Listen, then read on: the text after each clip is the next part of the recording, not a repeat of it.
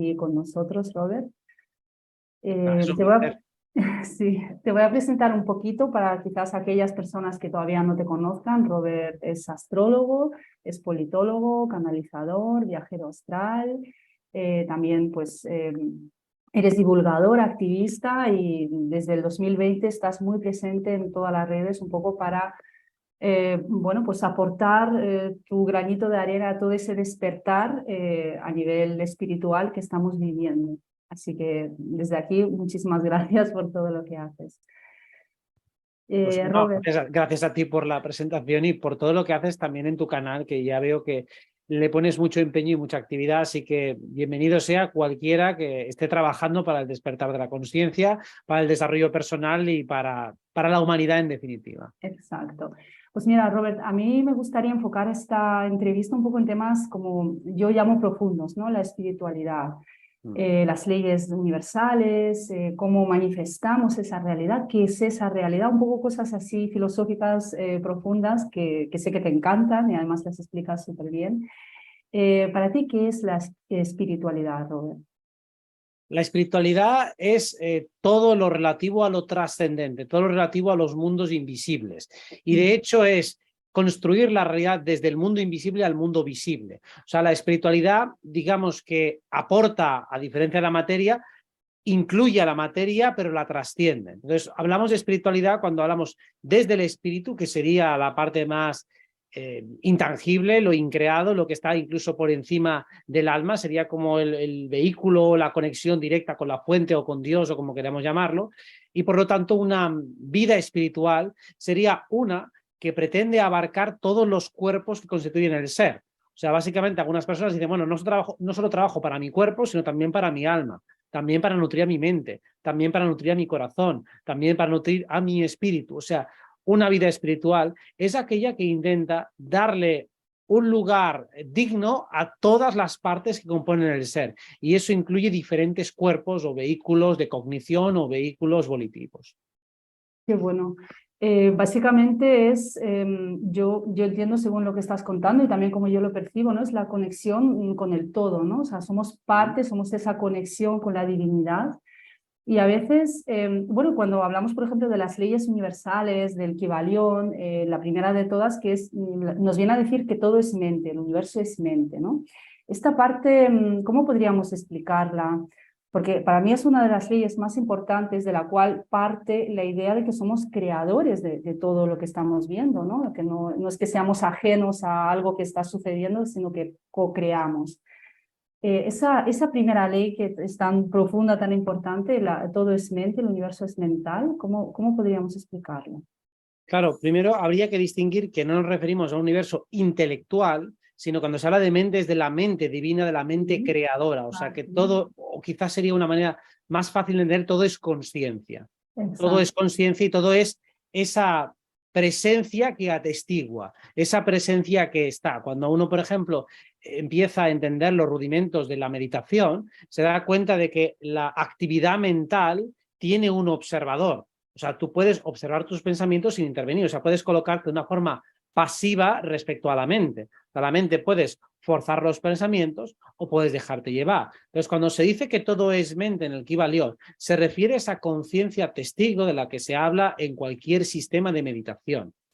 Claro, si todo es mente, significa que todos experimentamos lo mismo cuando estamos en esa mente testigo. Es decir, que tu mente testigo y mi mente testigo son esencialmente idénticas, son la misma sustancia exacta. Y de hecho, incluso en un ser inerte, como puede ser una piedra o puede ser una montaña, también existe esa conciencia testigo, solo que en un estado de aletargamiento, o sea, está durmiendo. Se dice que la conciencia descansa o sueña en la materia y luego empieza a despertar gradual y progresivamente en los diferentes cuerpos, en el vegetal, en el animal, en el humano, y a medida que va despertando gradualmente va incorporando nuevas capas y a veces incluso va desconectándose de las capas anteriores, que es un poco lo que pasa en el ser humano. O sea, el ser humano, digamos, es muy consciente de su cuerpo biológico o razonablemente consciente, muy consciente de su cuerpo mental, parcialmente conectado a su cuerpo emocional, pero aquella parte que, por ejemplo, carece de sistema nervioso, como puede ser los huesos, esa ya no la captas. Yeah. O sea, es a través de los nervios que uno puede conectar con ese cuerpo, vamos a decirlo de primera dimensión, o sea, con la materia más densa y más inorgánica no puedes conectar tan fácilmente, tan directamente. Así que a medida que uno va conectándose a cuerpos más sutiles, también se va desconectando de los cuerpos más densos y viceversa. Si uno se conecta a los cuerpos muy sutiles, se desconecta de los densos, que es lo que suele pasar cuando una persona abusa de las drogas, ¿no? Decimos, este se ha quedado colgado, ¿no? ¿Qué pasa? Que literalmente su atención se ha desplazado hacia cuerpos muy elevados, desconectándose de aquí, de la mente. Entonces notas que está como un poco ido. Así, cuando hablamos de todo es mente, hablamos de esa consciencia que lo amalgama todo, que lo aglutina todo. Y por supuesto, si todos somos esa presencia, todos somos en esencia el creador de esta realidad, el creador de este mundo o el soñador de este sueño. Exacto, claro, es muy interesante, además me gusta lo que estás contando, ¿no? Que te vas desconectando de las densidades inferiores y conectándote a las superiores.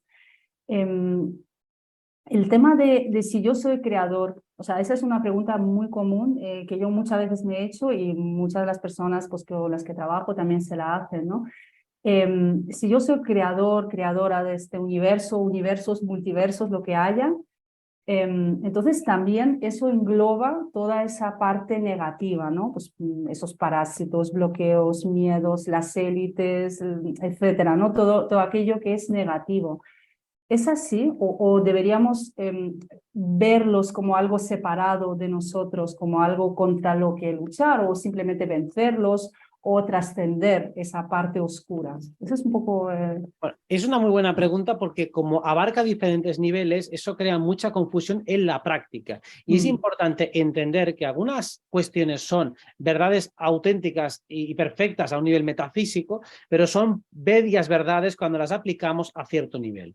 Es decir, a un nivel biológico yo apenas soy creador. Soy creador en tanto que puedo tener descendencia, que puedo tener hijos, que puedo engendrar vida, pero yo no genero realidad en el nivel que nosotros decimos, desde mi cuerpo biológico. No lo hago desde allí, o solo hago de una manera muy rudimentaria.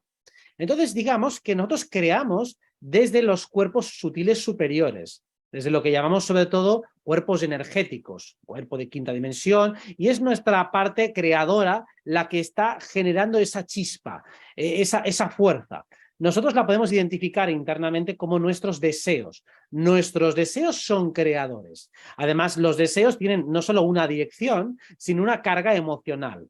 Cuando esa carga emocional se le va añadiendo y adheriendo pensamientos que van a favor, pensamientos que van en contra, pensamientos que lo desvían, pensamientos que lo distorsionan, entonces lo que creamos es una distorsión de todo aquello.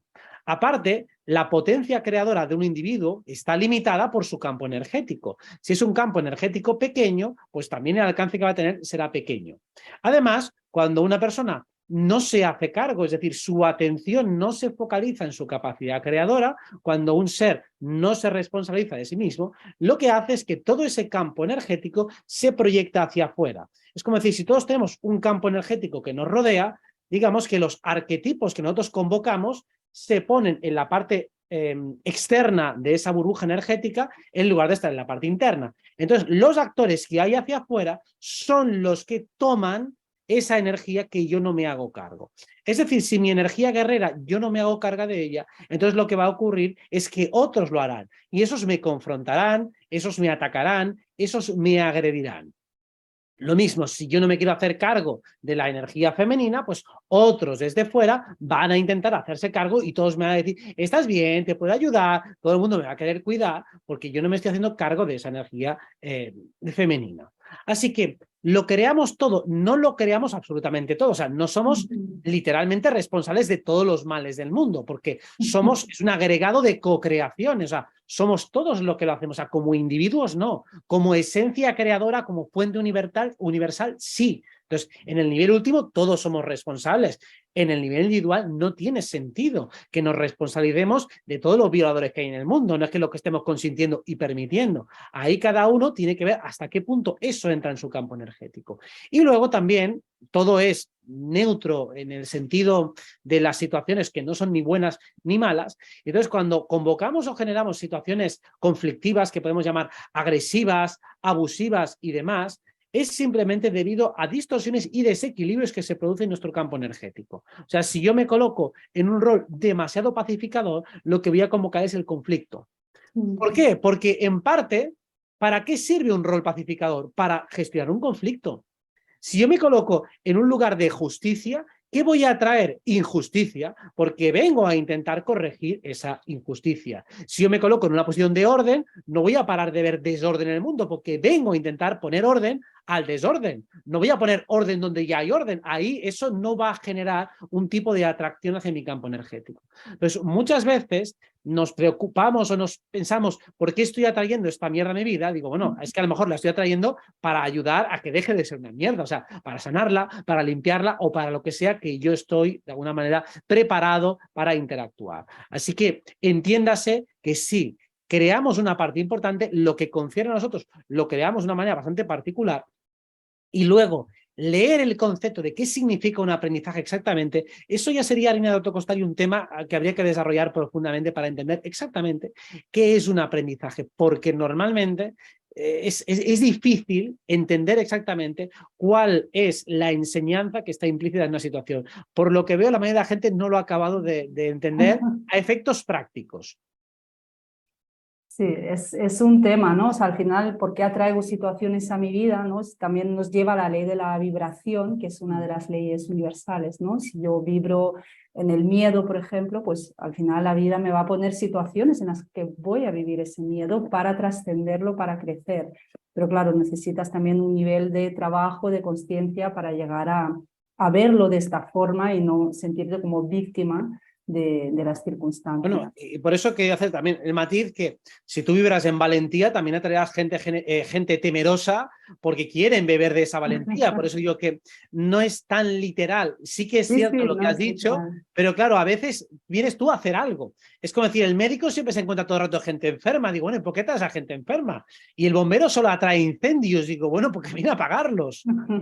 Entonces, claro, entiéndase que por polaridad, que sería otra de las leyes del Kybalión, también atraemos eventos por polaridad, no solo por semejanza. Sí que es verdad que atraemos lo semejante, pero también atraemos lo que es completamente opuesto para corregir y equilibrar una situación. Normalmente cuando atraemos lo opuesto es porque alguien lo está demandando, alguien nos está pidiendo a nosotros que intervengamos para generar un equilibrio. Eso es. Y según lo que estamos hablando, mucha gente se puede preguntar, vale, entonces, ¿qué tengo que hacer yo? Ya sé que es una pregunta que no se puede responder en 2 minutos, ni mucho menos, pero ¿qué pasos o qué cambios, aunque sean pequeños, los primeros cambios que yo pueda dar para poder atraer aquello que sí quiero?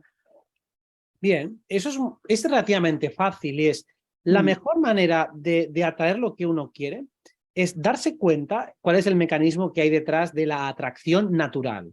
Vamos a decirlo, la atracción más mecánica y básica está relacionada con aquello a lo que tú le pones atención. O sea, si yo le pongo mucha atención a lo bueno que hay en mi vida, lo saboreo, lo honro, de verdad, le dedico mucho tiempo a mimar, a degustar, a paladear lo que me gusta, me llegará multiplicado. Si yo le pongo mucha atención a los problemas, pues también me van a llegar por multiplicado. O sea que al final la regla principal es la atención. Uno atrae, en definitiva, aquello a lo que le pone atención. Claro, si una persona, como hemos dicho, es muy justiciera, también está pendiente de las injusticias. Si una persona es muy pacificadora, está bastante pendiente de los conflictos. Entonces, ahí también está ese punto. Entonces, la solución rápida es, si yo quiero atraer algo positivo, tengo que centrarme en eso positivo. Eso positivo explicado y entendido a la manera que yo pueda fácilmente comprenderlo. Por eso, cuando alguien se enfoca en las soluciones en lugar de los problemas, y es más fácil decirlo que hacerlo, pero es, vale, tenemos un problema, vamos a buscar la solución rápidamente y luego ya haremos, si quiere, cuando acabemos, un análisis, una reflexión y una valoración, pero nos enfocamos primero en la solución. Entonces, los problemas en la vida se van a resolver muy deprisa y van a haber menos problemas. O es más, habrá gente que te pedirá consejo porque dices, coño, tú estás resolviendo rápido, pues entonces ayúdame porque yo me enredo y no sé hacer el análisis. Y normalmente el análisis no se hace bien porque la persona se desvía. En lugar de ir al eje central del problema y a buscar la solución, se enreda en otras cuestiones. O sea, empieza ahí a sentir, empieza a buscar justicia. Bueno, no sabe en definitiva lo que está buscando y empieza a mezclarlo absolutamente todo. Y eso es básicamente el problema principal. Una persona finalmente va a empezar a repetir situaciones porque siempre va reproduciendo su misma estructura psíquica.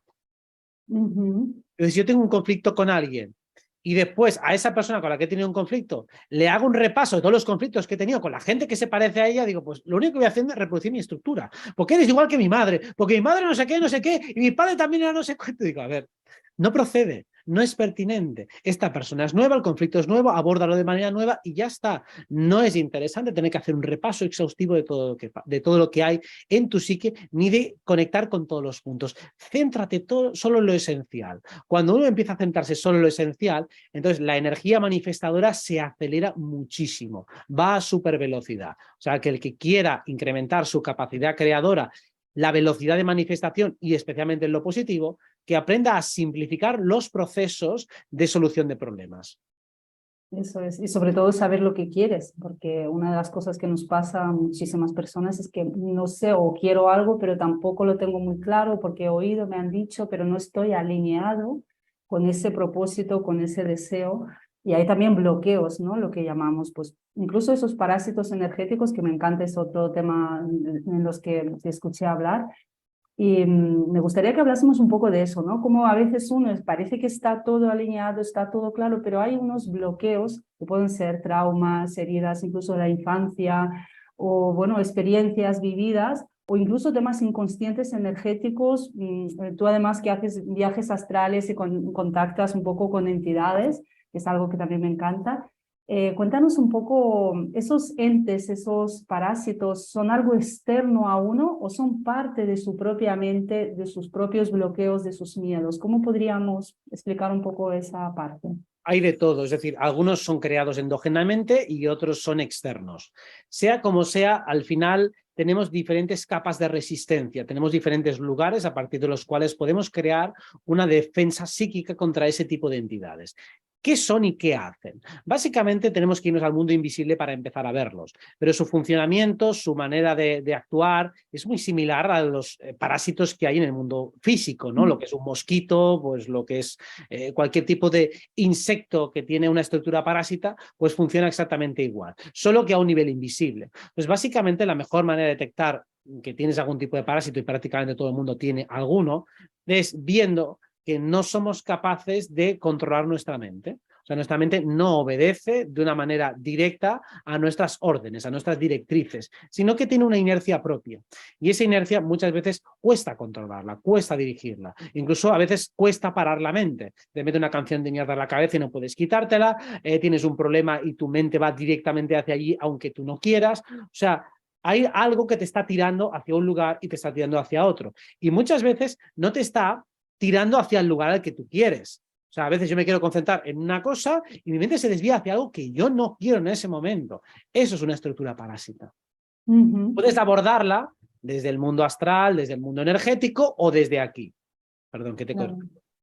Sí, sí, eso es justo lo que quería preguntarte. ¿Cómo podemos, bueno, pues trabajar o, no voy a decir vencer, porque al final, bueno, pues están ahí, ¿no? Pero poder quizás llevarte mejor con ellos, poder llegar a un acuerdo, o simplemente tienes que hacer, por ejemplo, a nivel energético, una serie de acciones para que, bueno, pues se vayan de tu vida para siempre. Yo entiendo que tú también has estado mirando estos temas y si nos puedes contar alguna situación o algo que, cómo lo has resuelto. Bien, normalmente vamos a intentar entender qué suele pasar en nuestro mundo interno. Hay una serie de cosas que suceden prácticamente a todos nosotros. Y es cuando hacemos un repaso de nuestras sensaciones, normalmente no narramos exactamente lo que está pasando. Es decir, pongamos que tiene una experiencia complicada, no sé, en un metro, en un tren, yo qué sé, con quien sea, un encontronazo con quien sea. Normalmente estamos pendientes de cómo reaccionar, cómo responder, qué hacer, qué podría haber hecho, qué podían haber hecho, pero rara vez hago una descripción objetiva de todo lo que ha pasado. Rara vez hago una narración de todo lo que ha sucedido en términos lo más asépticos posibles. Es decir, en lugar de explicármelo internamente, subjetivamente, cómo me he sentido, explicárselo como si me lo estuviera explicando un amigo y yo lo observara. Si eso que me ha pasado me lo explicara un amigo, ¿cómo lo narraría? Cuando yo hago ese paso, cuando hago ese salto, ¿qué estoy haciendo sin darme cuenta? Estoy estableciendo un puente entre mi mundo interno, mi mundo subjetivo y el mundo objetivo. Estoy tratando de objetivar algo subjetivo. Estoy pasando de la mente hacia adentro y la mente hacia afuera. Cuando hago ese trabajo, entonces la estructura del parásito empieza a deshacerse. El parásito lo que hace es estancar la energía en una autoindagación en bucle. O sea, te lleva a regodearte las sensaciones donde me he sentido ofendido, me he sentido agredido, me he sentido, no sé, desconsiderado, me he sentido maltratado, me he sentido, etcétera, etcétera, etcétera. Te lleva a ese bucle introspectivo y te impide analizar la situación con un mínimo de neutralidad. Sin embargo, después otra persona te explica un problema y resuelves rápido y sin filtros, sin problemas, porque ahí estás desde una mente mucho más objetivable. Entonces, al parásito se le puede enfrentar de muchas maneras. Cuando yo empiezo a narrar lo que está pasando y lo que ha sucedido, e incluso si respondo emocionalmente a la situación todavía porque me molesta, pues yo me comporto y narro como si fuera un amigo mío que dice, qué cabrones estos, cómo te han fastidiado. Digo, pero yo estoy contigo, has hecho lo correcto, de verdad te lo digo a ti, Robert, has hecho lo correcto, has hecho lo que has podido, has hecho lo que debías. O sea, en lugar de tener un diálogo interno y subjetivo, me divido en dos y empiezo a hablar conmigo mismo. Cuando empiezo a hablar conmigo mismo, lo que estoy haciendo es reemplazar la voz del parásito, que es la que está haciendo esa función. O sea, el parásito lo que está haciendo es convertirse en mi yo objetivo, en mi yo mental, mientras que yo me quedo anclado en un yo subjetivo, en ese bucle introspectivo, mientras que el parásito se convierte en el otro. Cuando yo me convierto en dos, entonces el parásito desaparece. Cuando uno establece no un monólogo consigo mismo, sino un diálogo, el parásito se va. E incluso puedo incorporar al parásito en la ecuación y digo, oye, ¿tú qué estás metiendo cizaña, que estás aquí mal metiendo y haciéndome sentir culpable? ¿Esto exactamente por qué lo haces? ¿Cuál es tu finalidad? ¿Es un criterio de justicia universal? Digo, ¿esto que me estás aplicando a mí se lo aplicas a los otros? ¿Esto es válido para los demás? Por ejemplo, si alguien me trata mal, le pongo un límite y el otro se me enfada, digo, ¿el otro ha sido igual de considerado conmigo? ¿Verdad que no? Entonces, ¿por qué me quieres hacer sentir culpable? Claro.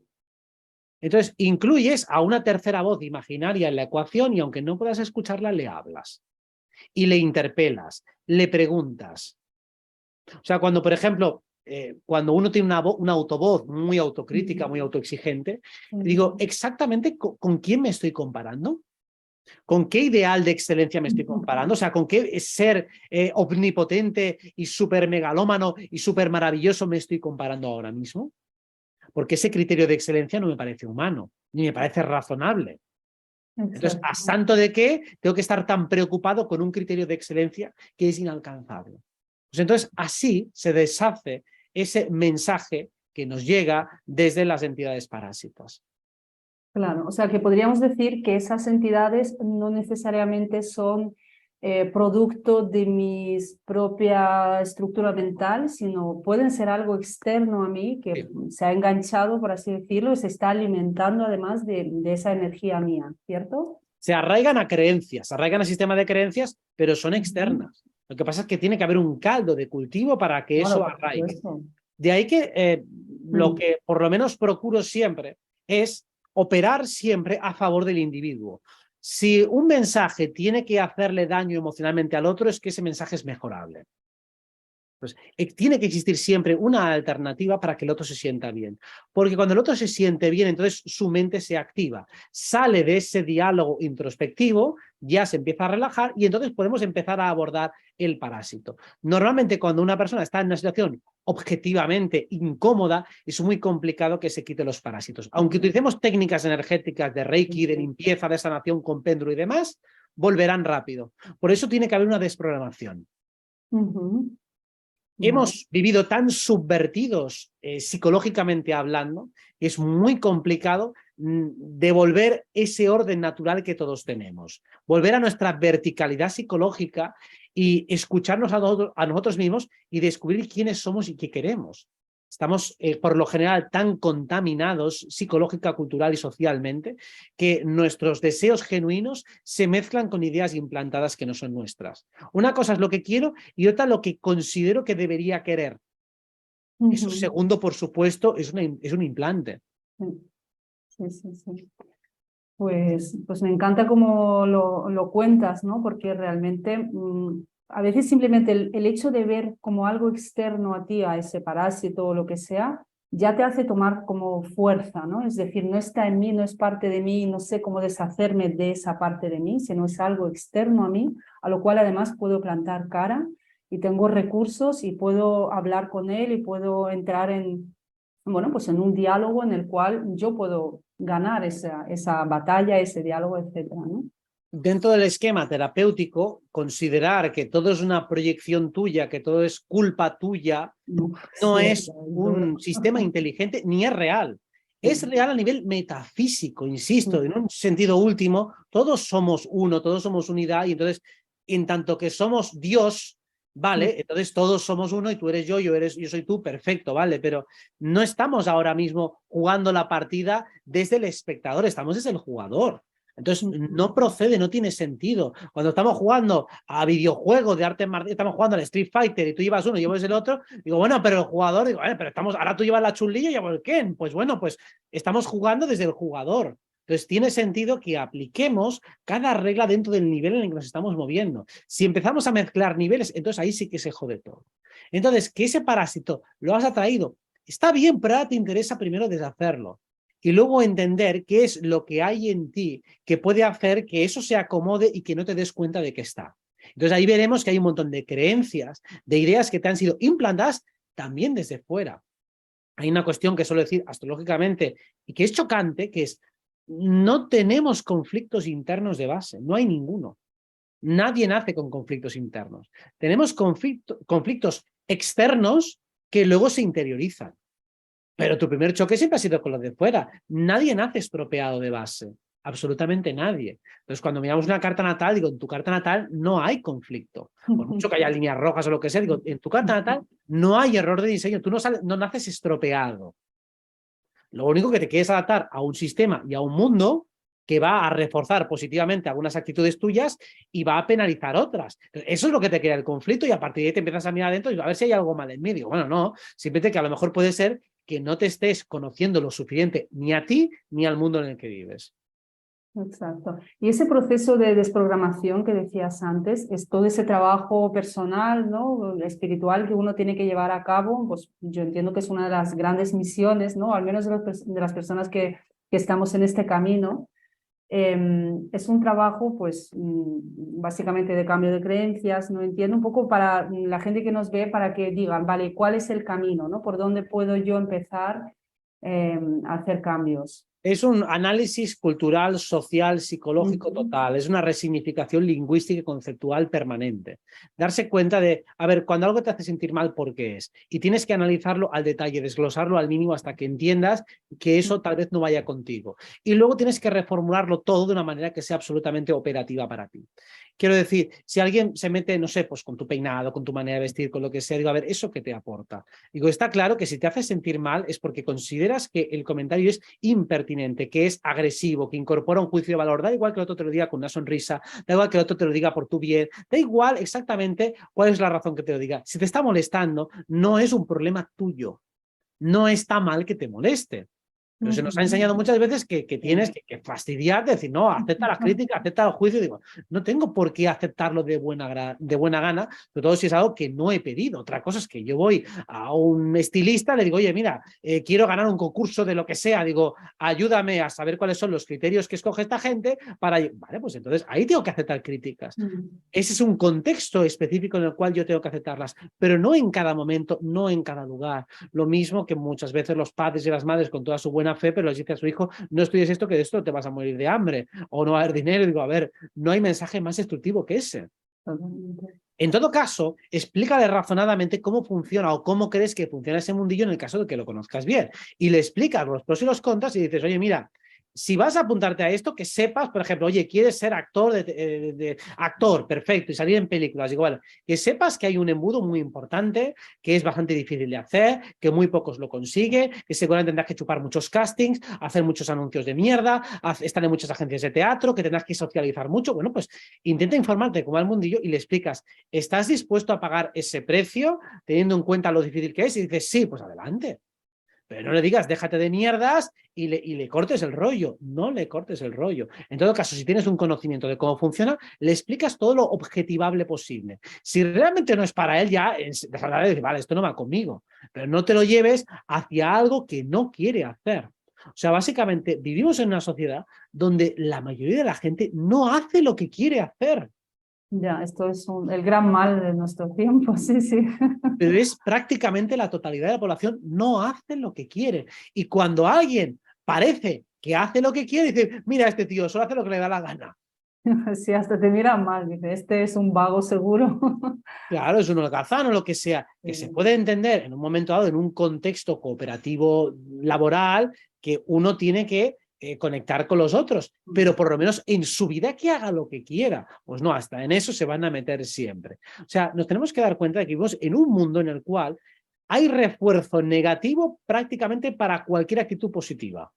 Sí, sí, es terrible, ¿eh? Es terrible porque yo igual y muchas personas que estamos aquí en este camino, parece que estamos un poco en esa burbuja, pero a veces sales fuera y dices, uy, y este mundo, ¿no? Estos pensamientos, estas creencias, como que te choca muchísimo, porque te da la sensación de que, oye, estamos avanzando y luego fuera pues no ves tanto avance, a pesar de que cada vez afortunadamente somos muchos y cada día somos más, ¿no? En este camino. Bueno, claro, la masa social para que penetren según qué mensajes, eso es difícil, porque culturalmente el efecto hipnótico y narcótico que crea los medios de comunicación es tan brutal, es tan vasto, que cuesta mucho tiempo deshacerlo. Entonces, desprogramarse de esa mierda es como salir de una droga dura. O sea, Total, es lo total, mismo. Y luego completamente. después uno cae en la universidad o cae en los diferentes paradigmas académicos y es lo mismo a un nivel más complejo y más sofisticado, pero es la misma mierda. Realmente tú vas a hacer una carrera universitaria y salvo algunas excepciones, algún profesor que es un verso libre, los demás se limitan a reproducir porquerías académicas. Y ya no hablemos muchas veces de la calidad de los manuales. Yo recuerdo el primer año de carrera, unos manuales que nos daban, digo, pero esto no es, ni se entiende, está mal redactado. Digo, ¿cómo puede ser que una asignatura de primero esté mal redactado el texto, pero muy mal, que no se entiende nada? Digo, si este tío empezara a hablar, sería un puto caos. Diría, pero si es que no se entiende, empieza con una cosa, cambia a mitad de frase cambia a otra. Digo, ¿este es el manual, es lo mejor que tienes en una carrera universitaria? ¿Me pasas esa porquería? Digo, es que yo a día de hoy, con 18 años, te lo puedo hacer mejor. Fíjate.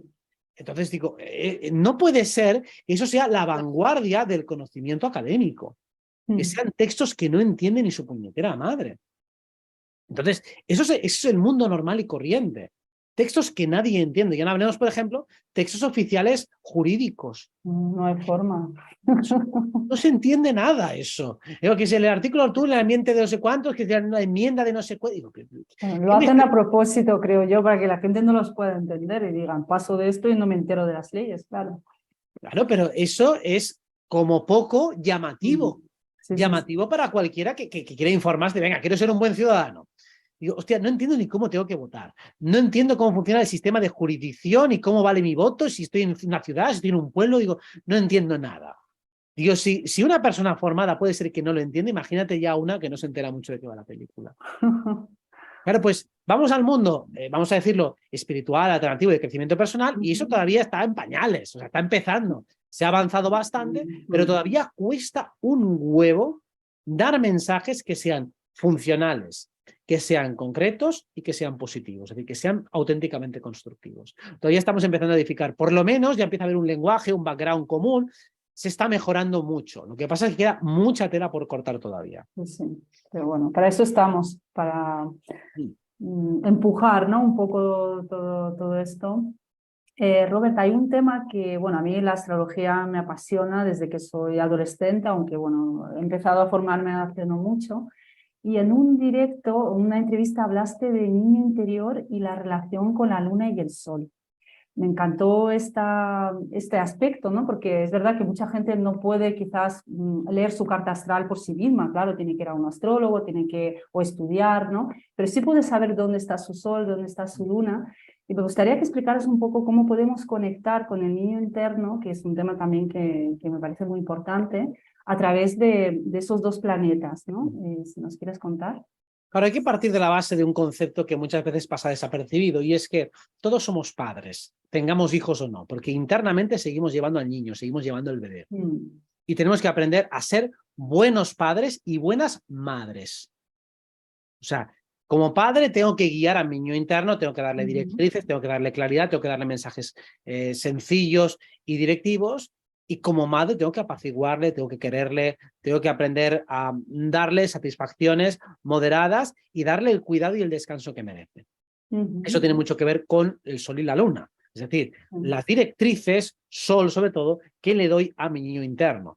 Cómo me cuido a mí mismo. ¿Qué cosas necesito?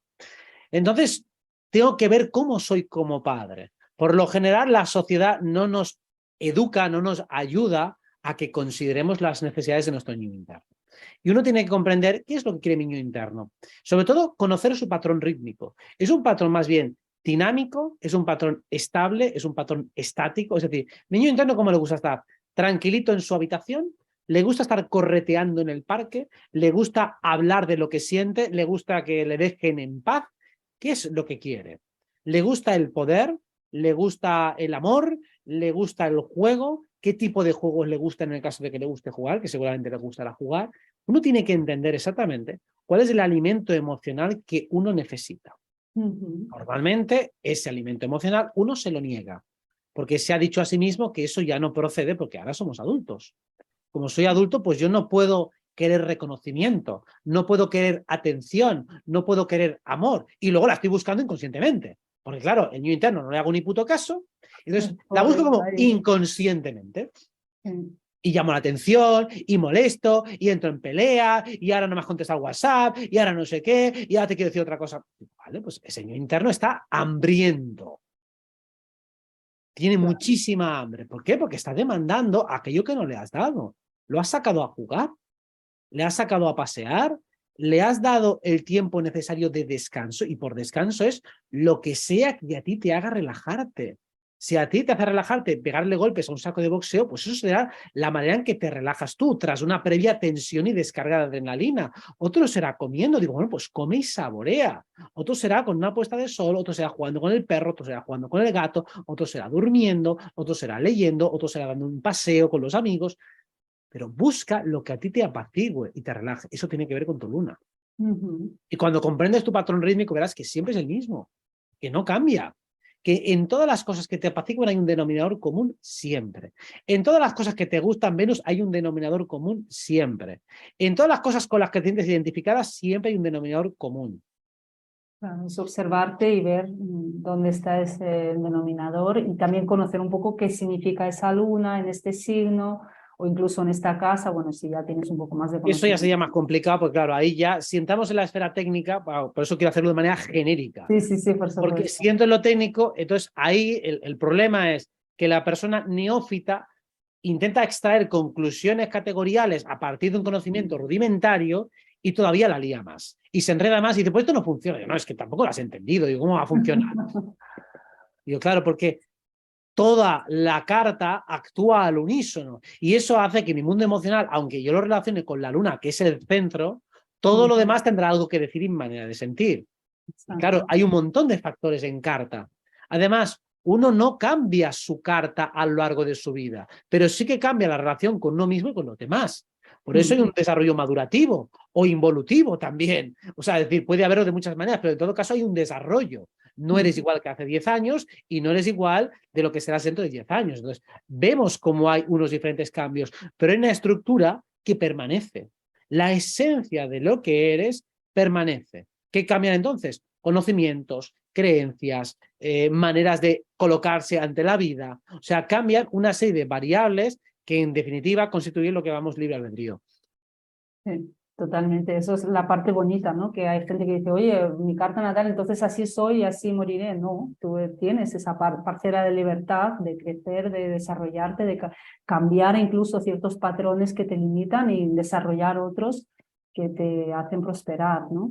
Sea, entiéndase que los patrones rítmicos nucleares no los vas a cambiar, pero prácticamente todo lo que llamamos cualidades o defectos se pueden alterar. Cuando dices que soy tímido, digo, mira, todos somos tímidos según la situación, todos somos vergonzosos según la situación, todos somos seguros o inseguros según la situación. Entonces, esos son genéricos.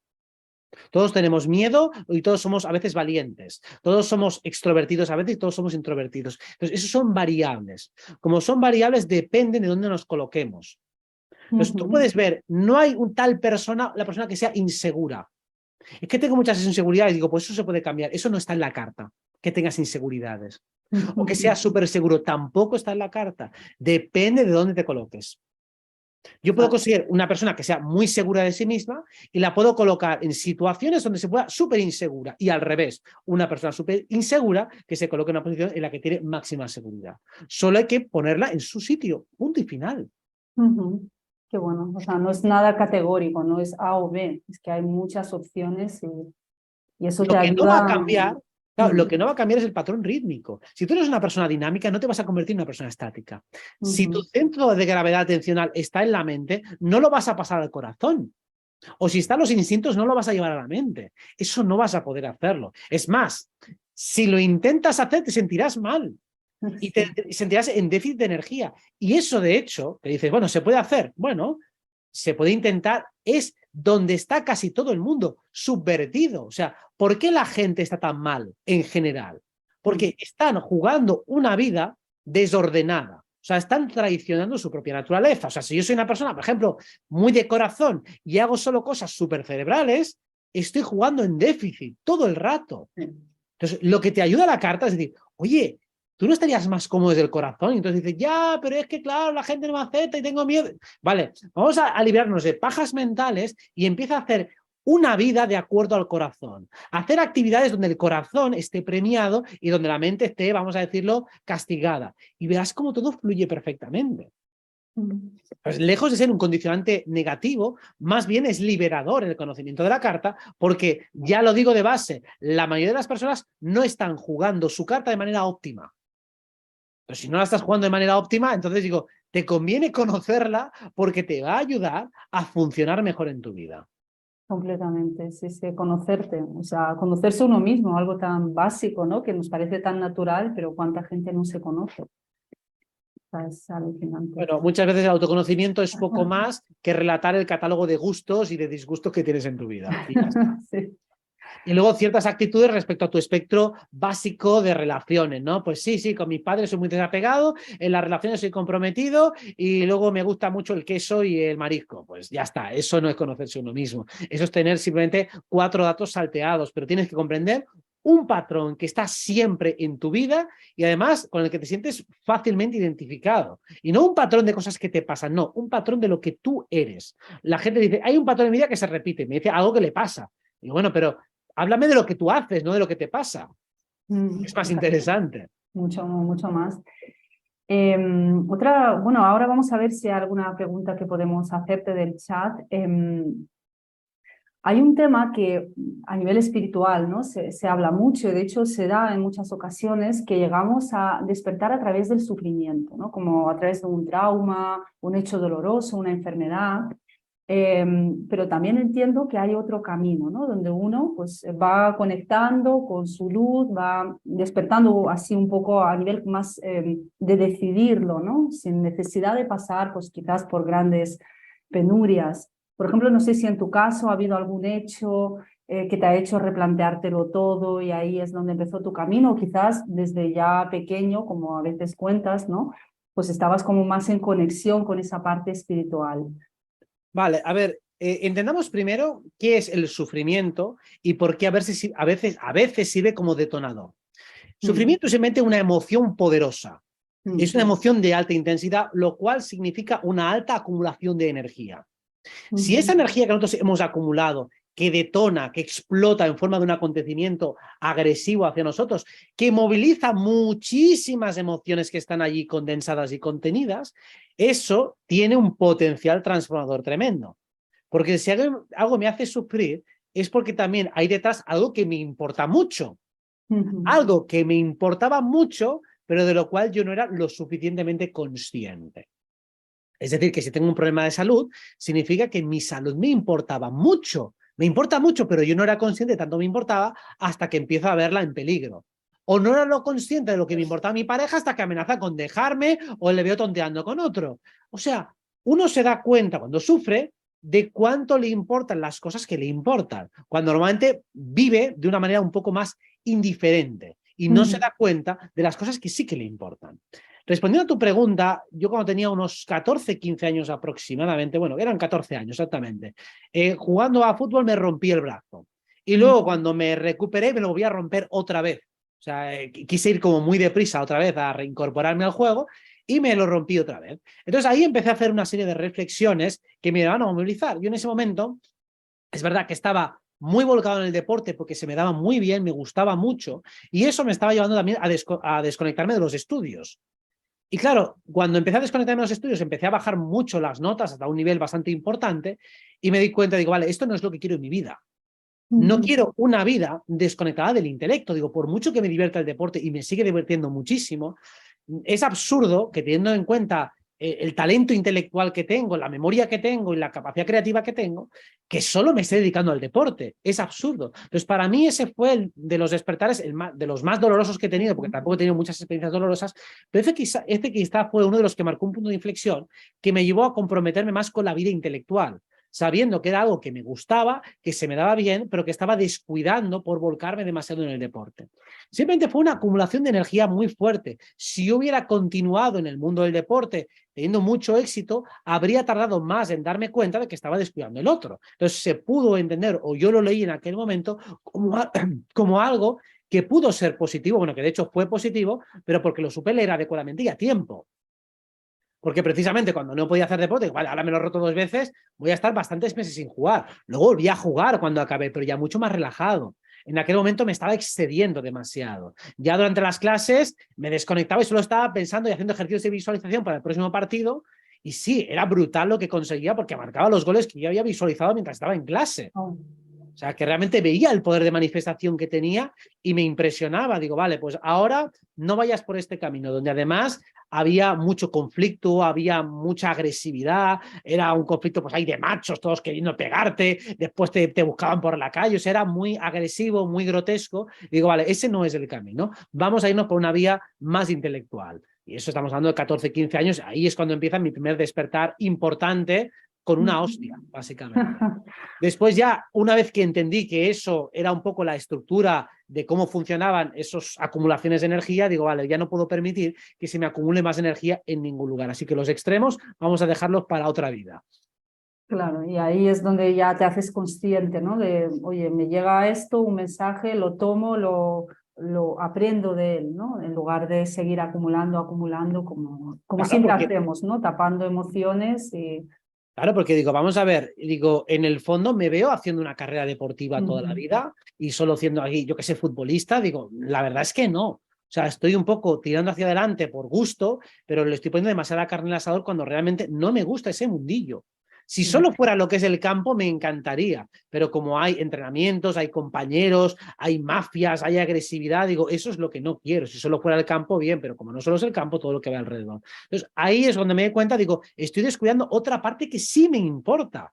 Y digo, quiero ser alguien intelectualmente válido, alguien del que me sienta orgulloso intelectualmente hablando y quiero hacer aportaciones al mundo de las ideas. Así que es el momento en el que entendí que ese camino no podía ser descuidado y que como mínimo se tenía que llevar en paralelo.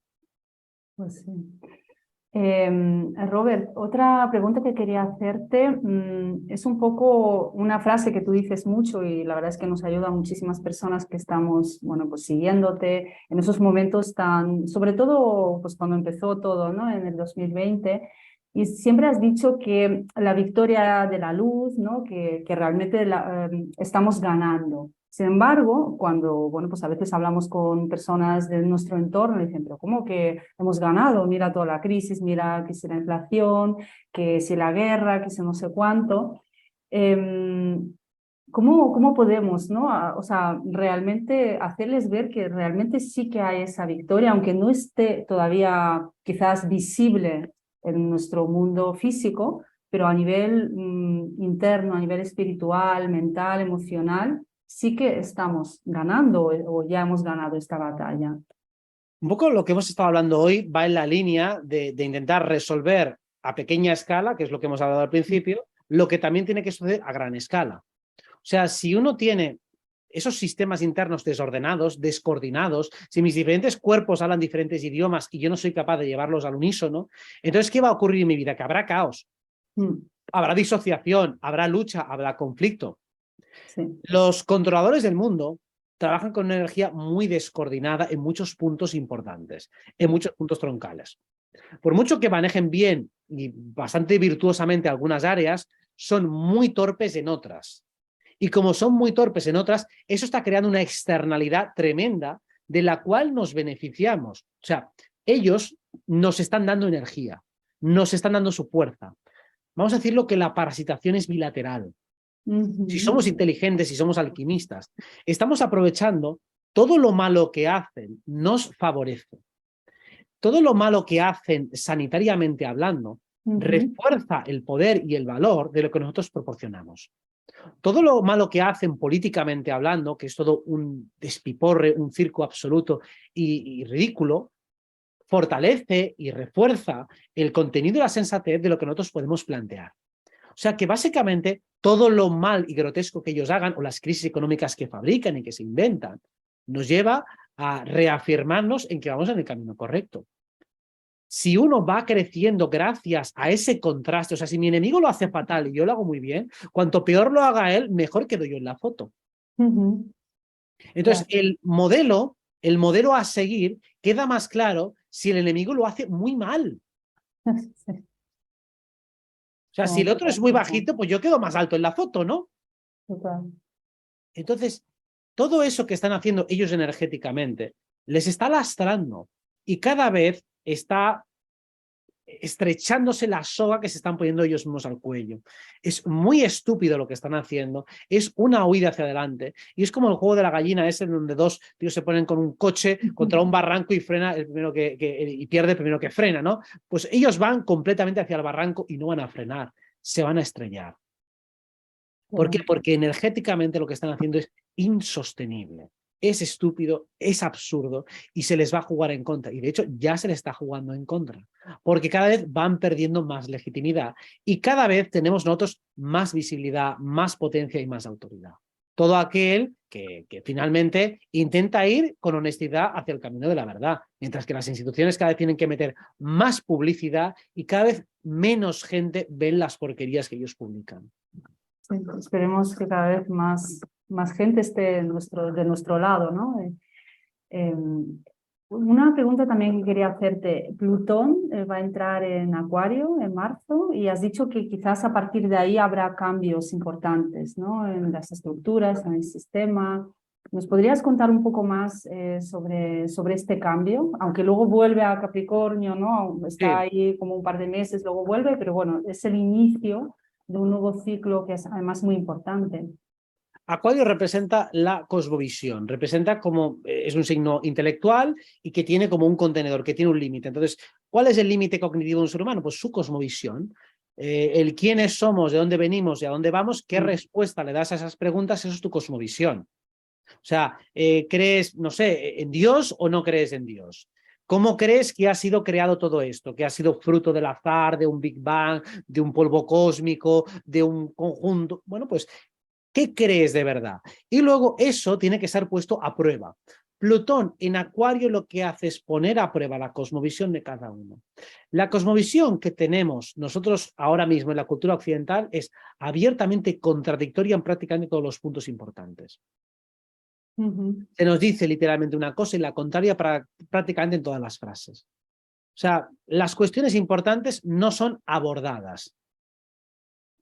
Y sin embargo, indirectamente, se apelan a ellas. Por ejemplo, no hay una cultura que nos hable exactamente de qué es la muerte, de qué hay después de la muerte. O sea, formalmente no hay nada después de la muerte. O sea, eso es lo que hay. Pero luego hay que honrar a los muertos. Y no puedes hablar más de un muerto porque eso está fatal, lo peor que está en el mundo. Digo, no, está muerto, ¿qué coño importa? Es un puto trozo de... es un cadáver. Entonces, ¿en qué quedamos? O sea, estamos actuando como si existiera la muerte como un paradigma energético en el cual al muerto le llega un poco pues esa vibración o lo que sea, o hay que honrar a los fallecidos y a los antepasados. Digo, ¿y por qué tengo que honrar yo a los antepasados? En una cultura ateo-materialista. Eso lo puedo entender en una cultura religiosa. Sí, en una cultura donde el linaje tiene un peso, tiene un poder. ¿Por qué tengo que honrar a eso? Entonces nos damos cuenta de que si rascamos un poco en todas las consignas sociales que se dan, la gente no ha reflexionado absolutamente nada. Digo, vale, ¿cuáles son los límites del universo? Según la versión oficial, tenemos un universo en expansión, ¿vale? ¿Hacia dónde se expande? ¿Qué hay al otro lado? ¿Qué pasa si llegas al borde? ¿Qué pasa si llegas al límite? ¿Qué pasa si te metes en un agujero negro? ¿Dónde vas a parar? Digo, sí, lo chupa todo, vale, pero ¿qué hay al otro lado? ¿Qué hay al otro lado de un agujero de gusano? ¿Qué es la materia oscura? ¿Puedes probar que existe la materia oscura? ¿O la antimateria? Enséñame una partícula de antimateria. Pónmela aquí en un lugar. Todo eso está aceptado por la comunidad científica y por extensión por todo aquel que se hace llamar científico o que confía en la ciencia o que se hace llamar escéptico. Todo eso está aceptado. Está aceptado sin masticar y obviamente sin digerir, sin entender. Entonces, si eso se acepta y no lo entiendes, eso está en tu cosmovisión, eso está en tu realidad. O vale, eso lo aceptas, pero sí, pero no. Digo, entonces, ¿qué ocurre? La gente no es consciente de cuál es su cosmovisión. Incluso hay gente, digo, vale, aceptamos la astrología que funciona. Digo, vale, ¿y por qué funciona? ¿Te lo has planteado? ¿Cuál puede ser la explicación por la cual un planeta que está pasando por un signo, porque ni siquiera está pasando por la constelación, sino que está pasando por una zona imaginaria dividida en 12 segmentos imaginarios a partir de los trópicos y los ecuadores? ¿Cómo puede ser que eso determine la personalidad? Lo aceptamos sin más. No le damos vuelta a cuál puede ser el principio metafísico que hay ahí detrás. O aceptamos que hay fantasmas, vale, entonces, ¿qué es un fantasma? El que acepta que hay fantasmas y que, hostia, yo no me atrevo a hacer la ouija porque abro portales. Digo, vale, ¿qué son esos portales? ¿Qué son las entidades chungas que hay? O sea, básicamente, no te conectes con entidades difíciles. Digo, bueno, con entidades malas. Digo, bueno, explícame exactamente por qué no. Y la mayoría de la gente no sabe contestar. Simplemente tiene, vale, evidentemente no quieres tener contacto con entidades oscuras. Digo, bueno, pero explícame por qué. Digo, vale, o sea, pues tú, por ejemplo, si ves a alguien que huele mal por la calle y te pide dinero, ya, fuera, asqueroso. Porque es lo mismo, lo estás despreciando, ¿no? O sea, un mendigo, uy, fuera, que hueles mal, ¿no? Prueba de hablar, a ver qué te dicen. A lo mejor son seres también extraviados que necesitan ayuda. O sea, básicamente, Plutón en Acuario lo que va a hacer es desnudar a todo el mundo en su cosmovisión. Y, por supuesto, la del sistema, que es una cosmovisión absolutamente contradictoria. Cambio climático, sí, sí, tenéis que hacer todo tipo de restricciones energéticas mientras nosotros vamos en jet privado y organizamos aquí festines pantagruélicos. Pues eso. Vale. Vale, Robert, pues yo creo que lo vamos a dejar aquí, que no te quiero quitar mucho tiempo. Te agradezco muchísimo este ratito. La verdad es que he aprendido muchísimo. De hecho, voy a revisar esa entrevista y, bueno, pues agradecerte un montón todo lo que haces. A las personas que nos estáis viendo, gracias también por estar. No he encontrado aquí muchas preguntas, igual es que hay unos cuantos comentarios, pero bueno, luego lo revisamos. Os agradecemos a todos y Robert, gracias de corazón, ya no solo por esta entrevista, sino por todo lo que estás aportando, porque yo creo que cada semana alguna entrevista tuya veo, faltan un montón, así que nada más. Gracias.